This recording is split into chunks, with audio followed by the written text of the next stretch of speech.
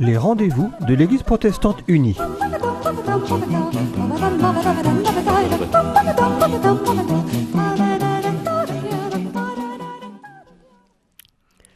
Bonjour à chacun, nous sommes heureux de vous retrouver. Nous allons parler aujourd'hui d'un événement qui a été particulièrement émouvant pour la communauté protestante de Nantes, qui s'est passé dimanche dernier. C'était donc l'ordination, appelée aussi reconnaissance de ministère, de la pasteure Raphaëlle Gondran. Bonjour Raphaëlle. Bonjour. Merci beaucoup d'accepter de venir partager avec nous un peu de ce que vous avez vécu autour de ce grand événement de dimanche. À la sortie du temple, je dis un petit exemple qui m'a touchée. Votre maman m'a dit, l'air vraiment radieux, « Ça y est, maintenant notre fille est vraiment pasteur ». Et j'ai senti toute la fierté, l'émotion de vos parents, de votre famille. Alors c'est vrai que vous étiez déjà pasteur depuis 2 ans pleinement. Vous ne secondiez pas le pasteur Munch, vous étiez pasteur à plein temps sur le premier poste pastoral de la paroisse. Pierrot Munch est sur le 2e, donc voilà, il y a 2 pasteurs dans cette paroisse. Mais voilà, aujourd'hui, on a pris tout le poids, vous êtes vraiment au registre, je ne sais pas comment on dit. C'est ça, en fait, il y a une dimension très symbolique qui se vit pendant ce culte. C'est ce culte qui va me permettre d'être inscrite officiellement au rôle des ministres. Au rôle des ministres. C'est ça. Voilà, votre travail ne va pas changer. Absolument pas. Non, il y a rien de plus, rien de moins, si ce n'est cette reconnaissance vécue pleinement par la communauté. Voilà. De Nantes. C'est pour ça que nous, chez les protestants, on appelle autant ça l'ordination que la reconnaissance de ministère. Oui, ça c'est... on est dans l'Église protestante unie de France, donc communion luthéro-réformée, Église luthérienne et réformée. Et depuis cette union d'Églises, on a pris l'habitude de parler de l'ordination-reconnaissance de ministère. L'ordination, ça va être plutôt le terme utilisé dans l'Église luthérienne, et la reconnaissance de ministère dans l'Église réformée. Mais les deux mots, je trouve, les 2 expressions ont tout leur sens et elles me parlent autant l'une que l'autre. Voilà. Donc on pourra peut-être voir ça plus en détail tout à l'heure.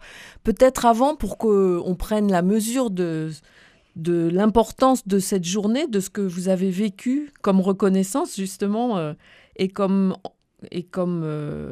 réalisation un petit peu dimanche dernier. Vous allez peut-être nous aider à mieux comprendre avec votre parcours comment vous en êtes arrivé là, parce que c'est quand même original, une jeune trentenaire comme vous, mère de famille, voilà, et qui se retrouve pasteur de l'Église protestante unie de France. Quel a été votre parcours ? Comment est-ce que vous êtes arrivé là ? Bien sûr, on n'a pas beaucoup de temps, mais... Oui, un parcours, c'est très Comment vaste. s'est fait le discernement aussi par l'Église ? Est-ce que vous pouvez nous dire quelques mots de ça ? Je dirais que la chance que j'ai, c'est d'avoir un parcours très hétéroclite, où j'ai grandi plutôt dans une famille catholique, avec une maman justement qui avait beaucoup fréquenté l'église protestante, l'église protestante réformée à l'époque étant jeune, et qui nous a bercé de ses histoires pendant toute mon enfance. J'ai ce souvenir-là, et ça m'a toujours un petit peu titillé jusqu'au jour où, à l'adolescence, j'ai voulu aller voir justement ce qui se passait chez les protestants, alors que ma famille était à cette époque plutôt impliquée dans l'église catholique. Voilà. Voilà. Donc j'ai rencontré mon mari comme ça, parce que c'était au lycée où je savais qu'il était protestant, donc je lui ai demandé s'il pouvait m'emmener au culte, et puis de fil en aiguille, c'est devenu mon mari, et puis on a été de plus en plus impliqués dans l'église, tous les deux, pendant nos études notamment. Donc au début, j'ai fait des études de droit, j'ai un master en droit avant d'avoir commencé la théologie. Donc pendant tout ce temps-là, notre engagement s'est vraiment solidifié dans cette église pour tout ce qui était au sujet de la jeunesse. Voilà. Ah oui. Et après une année de pas de parenthèse, parce que ça a été vraiment vivant dans notre existence. Une année à Cardiff, où nous étions au service d'une église, et où vraiment je me suis dit, ça faisait des années que ça me travaillait, cet appel, et je me suis dit, mais non, je ne vais pas attendre encore des années pour commencer les études de théologie. Et donc, en rentrant de Cardiff, après cette année de service, j'ai tout de suite commencé les études.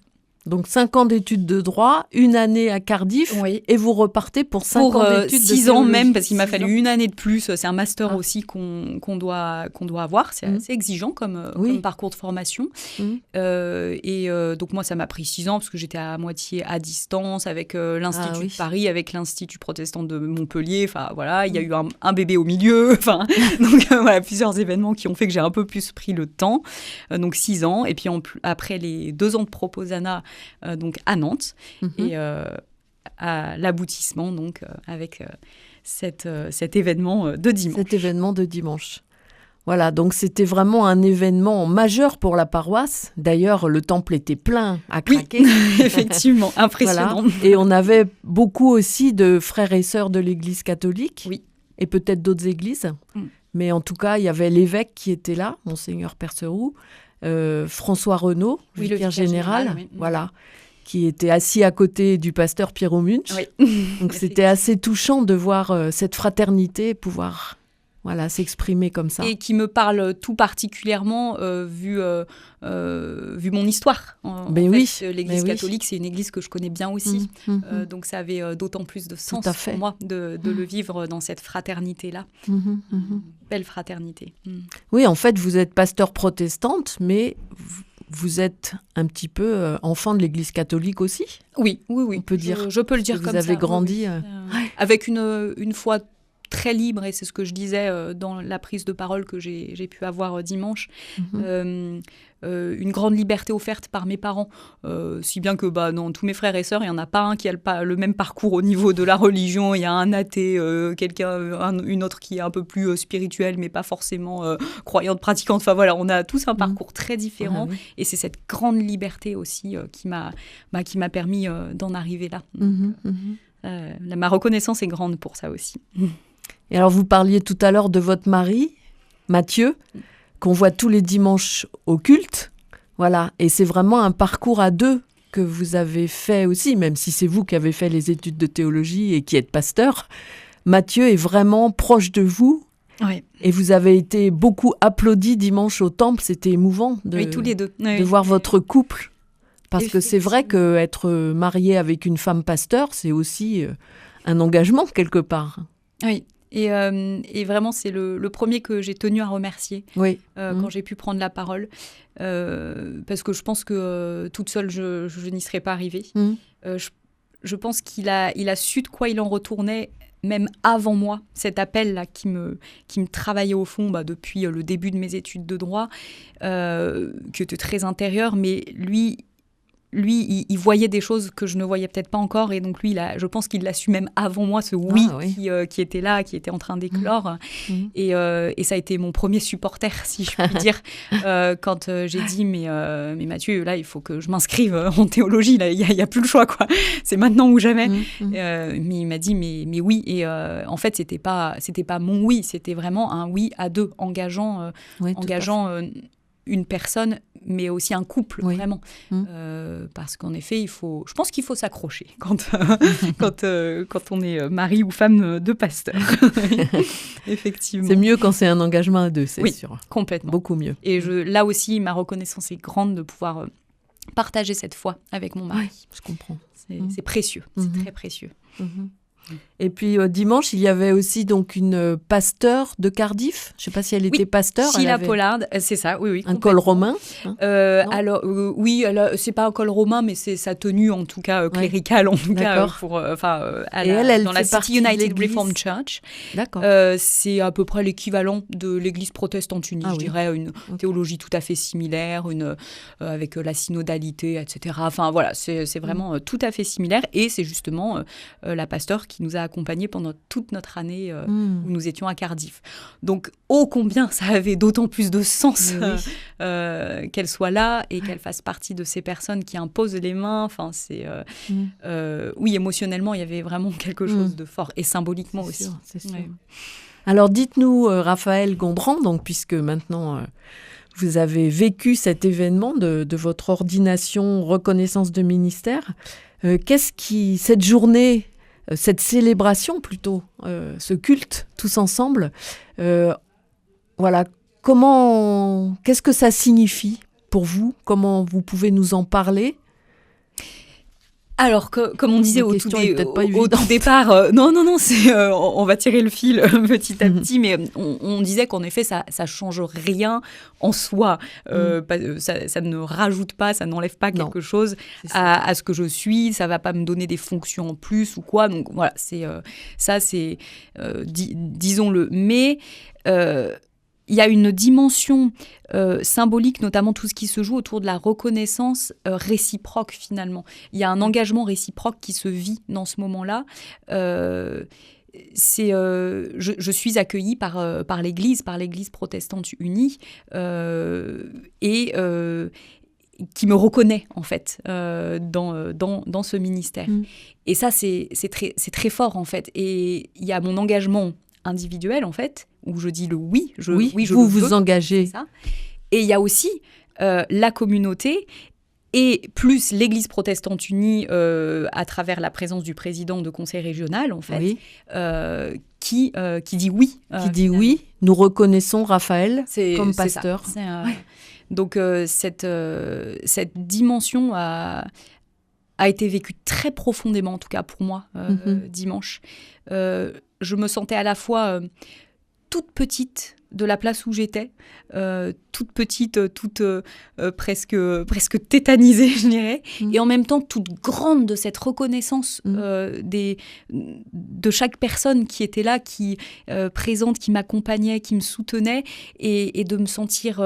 qui se réjouissait. Et qui se réjouissait, et de me sentir légitime, à la fois légitime et portée dans la tâche, finalement. Parce que toute seule, je ne peux rien. Enfin, je ne peux rien. Et voilà, il y avait toute une communauté, une église derrière moi pour dire ce oui avec moi. Donc le discernement en église, il se passe au niveau du conseil presbytéral qui vous connaît bien et qui a discerné et qui a dit oui. Raphaël peut vraiment être pasteur. C'est ça. En fait, dans le processus des études, ça vient, j'allais dire sur la fin des études, mais en fait, non, c'est dès le début, dès la 2e, 3e année, il nous est donné la possibilité de rencontrer ce qu'on appelle la commission des ministères, donc l'organe d'église qui va un petit peu cheminer avec nous et discerner si oui ou non on est apte à devenir pasteur, si on a les qualités requises, si ce discernement, si cet appel intérieur et extérieur est vraiment une réalité, vraiment là. C'est un travail tout à fait particulier de discernement, parce que c'est vrai qu'ils le disent eux-mêmes, parfois on peut se tromper, parfois donc il faut beaucoup d'humilité, je pense, pour accomplir cette tâche. Et on chemine donc avec cette commission pendant quelques années, et à la fin des études, c'est cette commission qui nous donne l'autorisation de partir en stage de fin d'études, donc en Master 2. On est plongé, on est en immersion pendant 1 an dans une paroisse avec un maître de stage, qui a d'ailleurs prêché pour le culte de dimanche 22 septembre. Et après le stage, la même commission nous donne l'autorisation d'entrer en proposana, quand le stage a été validé, sur le plan déjà universitaire, parce qu'il faut rendre un rapport de stage, etc., valider des crédits, et sur le plan humain, etc., le maître de stage va faire un petit bilan aussi. Et pendant le proposana, il y a encore beaucoup d'accompagnement, avec des rendez-vous un peu clés, hein, je ne vais pas rentrer dans les détails, et à la fin, il va y avoir une question qui va être posée au conseil presbytéral, effectivement. Est-ce que Raphaël peut être pasteur ? Enfin, est-ce que le candidat au ministère peut bien être pasteur ? Comment ça s'est passé cette année ? Qu'est-ce que vous avez vu ? Et si oui, est-ce que vous voulez que cette personne reste dans la paroisse. Dans parce cette que paroisse. on peut tout à fait être apte à devenir pasteur, mais parfois il y a... Mais pas adapté à cette communauté-là. Ça aurait pu ne pas matcher, entre guillemets, avec cette paroisse, et c'est parfois des choses qui arrivent. Mais en général, on reste dans la paroisse dans laquelle on a été proposant pendant 2 ans. Donc nous sommes dans l'émission des Rendez-vous de l'Église protestante unie avec la pasteure Raphaëlle Gondran, dont l'ordination reconnaissance de ministère a été célébrée pendant un culte ce dimanche. Et Raphaëlle nous parle de ce moment, nous explique un petit peu les points forts peut-être, Raphaëlle, de cette célébration. C'était... Alors, je dirais, il y a 2 moments clés pour moi qui m'ont vraiment touchée. C'est le moment de l'imposition des mains. Donc, vous êtes engagée ? C'est ça. Vous avez été le président accueillie. de conseil régional m'appelle, il me dit un petit peu tout ce à quoi je m'engage, tout ce que ça implique d'être pasteur. Donc moi je dis oui, je le veux. Ça c'était un moment fort aussi. Jésus-Christ est le Seigneur, qu'il me soit en aide. Donc voilà, là encore je suis pas seule, je suis pas toute seule. Donc un moment fort. Et après il appelle toutes les personnes qui ont été choisies pour imposer les mains. Pour la bénédiction. Donc c'est moi qui avais pu choisir ces personnes, dont Sheila du Royaume-Uni notamment, des membres aussi de l'Église, des amis à moi qui ont eu un rôle important dans ma vie, en tout cas dans mes études aussi de théologie. Et puis moi j'ai choisi de m'agenouiller. On peut rester debout, incliner la tête ou s'agenouiller. Pour moi, c'était très important, ce geste d'agenouillement. Non pour une humilité un peu feinte, mais vraiment pour dire... c'est ce que j'expliquais tout à l'heure, combien je me sens petite et en même temps, combien il y a quelque chose de plus grand qui me dépasse et qui me porte. Et pour ça, j'avais besoin de m'agenouiller pour et pouvoir d'être entourée de moment, ces frères et sœurs qui vous imposaient les mains. Ça a été un moment qui m'a bouleversée. Les gens se sont rapprochés, ils ont mis la main sur ma tête, vraiment posé la main sur ma tête, et ça m'a bouleversée. Enfin, j'en ai encore une émotion là. Encore une grande émotion. Et puis il y a eu un deuxième moment qui m'a vraiment marqué, c'est au moment de ma prise de parole. J'avais entre 5 et 10 minutes pour parler, m'avait dit le président. Pour donner un peu votre régional. témoignage. C'est ça. Et alors, c'est difficile de tout dire sans tout dire, mais voilà, c'était un moment où je me suis sentie quand même à l'aise malgré le nombre de personnes, où j'avais besoin aussi de dire tout ce que j'avais à dire. Et pendant ce moment, il y a mon fils qui est venu s'asseoir avec son meilleur copain Votre du fils temple. Qui a 5 ans 6 ans. 6 ans. Gabriel, il est venu s'asseoir à côté de moi, alors que c'est quelque chose qu'il n'aime pas faire d'habitude au temple, quand je suis de culte notamment, où il n'aime pas partager sa maman, il ne veut jamais participer aux petites activités que je propose aux enfants pendant le culte, etc. Et là, il est venu de lui-même, et puis à un moment, j'ai senti les enfants qui touchaient ma robe, juste au moment où je parlais justement de Gabriel. Enfin, vraiment, voilà, ce moment, ça restera gravé en moi toute ma vie. Ce moment où 2 enfants, pareil, dans toute leur délicatesse, toute leur fragilité, qui viennent accompagner ma fragilité, en même temps, qui viennent me renforcer et me soutenir et me grandir, en fait, dans ce que j'étais en train de vivre en exprimant ma foi devant 300 personnes. Voilà, c'est un peu un comme beau moment. des anges. Des petits Peut-être, oui, 2 petits anges sur le chemin, comme ça. En tout cas, ça m'a beaucoup accompagnement. Très bien. Superbe. Et puis, voilà. Moi, j'ai été, puisque j'ai participé à ce moment, j'ai aussi été vraiment émerveillée par la fin, quand vous êtes sortis et que spontanément, tout le monde s'est mis à applaudir. Oui, ça fait parce partie. que c'était pas prévu. Ah non, je m'y attendais pas du tout. C'était vraiment une reconnaissance là très magnifique. Alors on m'a poussé, ceux qui étaient sortis avec moi m'ont poussé devant pour dire vas-y monte, c'est pour toi qu'on applaudit. Mais moi j'étais un peu où là je me sentais très émue. Et puis après je suis revenue au fond. Et après en fait je suis remontée avec mon mari. Mathieu. pour dire tout ce sens que ça a, c'était qu'on important soit deux. Et je crois que ça a beaucoup ému les gens. J'ai eu beaucoup de retours là-dessus à la fin, qui m'ont dit quand tu es remontée avec Mathieu dans l'allée, ça nous a beaucoup touchés, ça nous a beaucoup bouleversés. Et je ne regrette pas parce que c'est vraiment quelque chose de mérité. Oui, tout à fait. Il le mérite beaucoup. Ah oui, tout à fait. oui, tout à fait. C'est magnifique, hein, Raphaël. Oui, c'est vraiment un moment de ciel sur la terre, on pourrait dire. Hein. Oui, et en même temps complètement ancré dans la réalité, dans le vivant, le vécu. C'était très étrange comme impression où j'ai eu l'impression de prendre la mesure de ce qui s'est passé seulement le lendemain, le surlendemain, où je me suis dit « Ah, mais vraiment, il s'est passé ça ?» Et en même temps, j'ai tout vécu, chaque moment de façon intense, en savourant chaque instant. Donc, c'est très étrange. Alors, il y en a beaucoup qui là, commencent à me dire « Bon, maintenant, voilà, on retourne à la réalité. » Ça fait partie des choses après ces grands moments, mais oui, mais ce temps ordinaire, pour moi, il est vraiment illuminé par l'extraordinaire qui a été vécu, et les deux sont intriqués pour moi. C'était pas une parenthèse. Ça vient aussi soutenir le ministère, le chemin que je vais continuer, et je pense que je pourrais puiser dans ce point d'ancrage aussi souvent que je le veux. Quelque part, ça ne disparaîtra pas, ce qui a été vécu là. Et dans les moments de découragement, notamment, d'autres. je pense que c'est des choses dont je pourrais me souvenir pour pouvoir me raccrocher à cette reconnaissance qui m'a été donnée ce jour-là. C'est d'ailleurs le pasteur Christian Bacuet qui disait ça quand il était président de la commission des ministères.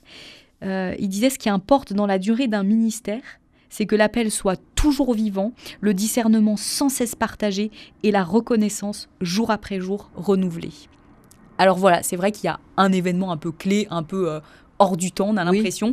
Mais en fait, il vient supporter cet événement, vient soutenir tout le reste. Et ça, c'est vraiment précieux pour la suite. Mais oui, bien sûr. Et c'est précieux pour vous, bien sûr, pour votre ministère, et je crois que c'est vraiment précieux pour tous ceux qui y étaient aussi. Oui. De recevoir ça, de réaliser cet engagement qui est le vôtre, avec Mathieu aussi. Ça nous construit tous, finalement. On est tous édifiés par ça. Complètement. Il y a certaines personnes, et notamment dans la famille, dans les amis proches, qui n'avaient peut-être pas pris la mesure, en fait, de ce qui allait se vivre à ce moment-là. Et alors, c'est incomparable. On ne va pas comparer un mariage et un tel culte d'ordination, reconnaissance de ministère, mais j'ai entendu des gens dire à la fin, mais c'était mieux qu'un mariage. Et c'est vrai que symboliquement, c'était aussi fort pour moi que mon propre mariage avec Mathieu. Et j'espère qu'il ne l'entendra pas, mais peut-être que il y avait une dimension peut-être encore plus grande dans ce que j'ai vécu dimanche que pour mon propre mariage, finalement. Donc oui, c'est vraiment un moment pour chacune et chacun pour se rendre compte vraiment de tout un parcours qui aboutit à ce culte, et en même temps qui est un début, c'est une ouverture à tout, quoi. C'est ce que j'allais vous poser comme question pour finir cette émission. Et maintenant qu'est-ce qui est devant? Je vais continuer dans la paroisse de Nantes, déjà. À la fois, ça ne va rien changer. Ça ne va rien changer maintenant. Et en même temps, peut-être qu'il y aura quelque chose en moi qui va me permettre de tenir bon encore plus. Alors déjà que je me sentais soutenue là, dans les 2 dernières années, quand il y avait des moments un peu de difficulté, dans les débuts. Oui, c'est quand même pas un métier facile. Mais là, vraiment, je me dis... Et maintenant, il y a quand même ce petit truc en plus qui va quand même faire la différence par rapport à la manière de vivre, d'incarner ce ministère, finalement.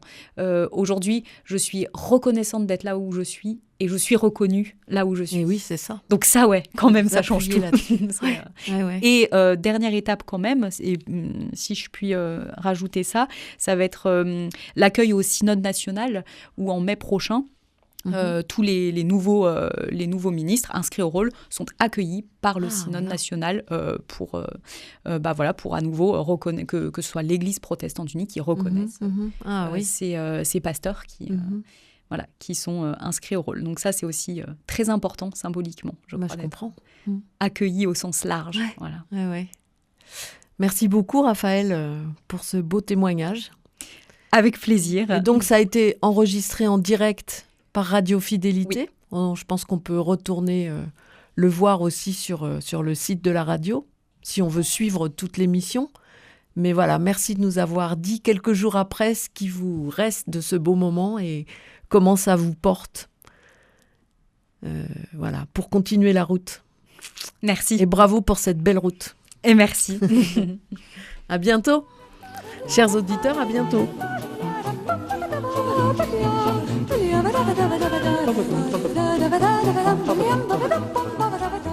C'était les rendez-vous de l'Église protestante unie.